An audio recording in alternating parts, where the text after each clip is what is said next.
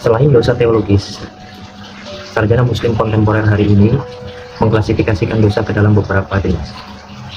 Salah satu jenis klasifikasi dosa itu adalah dosa ekologis, atau dalam bahasa yang lain, misalkan dalam salah satu ijtihad Muhammadiyah, yaitu fikih kebencanaan, di sana disebut sebagai dosa sosiologis. Apa yang dimaksud dengan dosa ekologis atau dosa sosiologis itu sesungguhnya bukan dosa yang diada-adakan, bukan istilah yang diada-adakan, atau dalam pengertian ini adalah istilah yang bid'ah.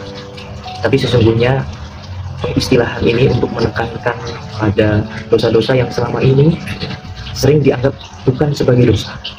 Sebagai contoh misalkan, selama ini mungkin banyak orang yang mengira bahwa merusak lingkungan, merusak alam itu juga sesungguhnya adalah bagian dari dosa. Tapi banyak orang yang tidak menyadari, sehingga perlu ditekankan dengan istilah dosa ekologis atau dosa sosiologis.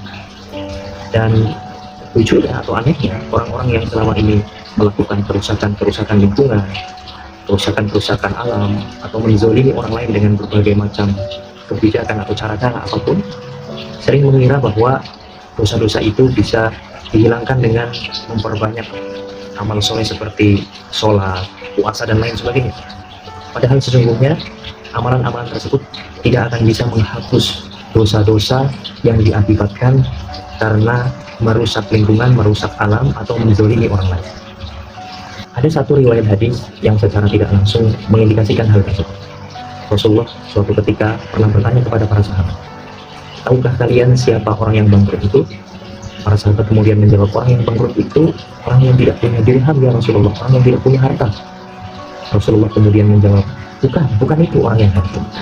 Rasulullah kemudian melanjutkan, "Orang yang bangkrut itu adalah orang yang nanti di yaumul qiyamah, di hari kiamat, datang begitu banyak pahala yang ia bawa, pahala sholat, pahala puasa, pahala zakat.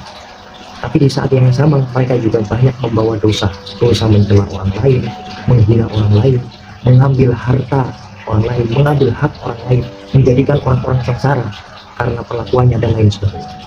Orang-orang seperti ini, kata Rasulullah, akan kehabisan pahala sholatnya, pahala puasanya, pahala zakatnya, karena pahala-pahala tersebut akan diambil dan diberikan kepada orang-orang yang dulu di dunia dizolimi oleh orang-orang tersebut. Dan kalau ternyata pahalanya sudah habis, sudah dibagi-bagikan, ternyata masih banyak orang-orang yang terzolimi karena dia dulu di dunia melakukan hal-hal yang seperti itu, maka dosa-dosa orang-orang yang terzolimi tadi diberikan kepada orang tersebut. Karena itu, jangan sampai kita meremehkan dosa-dosa yang mungkin kita anggap sepele, kita anggap kecil, seperti dosa ekologis atau dosa sosiologis yang tadi dijelaskan di awal. Karena sesungguhnya